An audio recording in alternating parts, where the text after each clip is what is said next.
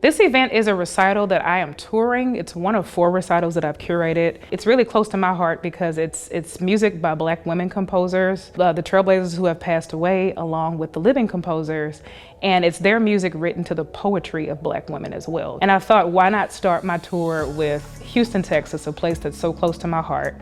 And you guys opened up your facilities to me, and I'm forever grateful that this is the kickoff of the tour. So I can always say that Houston was my first stop, and I got to work with some very talented students here at HCC. I heard Dr. Alfred at the Texoma NATS convention, National Association of Teachers of Singing, and I thought, first of all, the music is beautiful, and it's relatively unknown, and we have a diverse student body, and they need to know that, frankly, people who look like them can write like this, and that they can perform this music rather than staying with the standard repertoire, which is getting a little tired.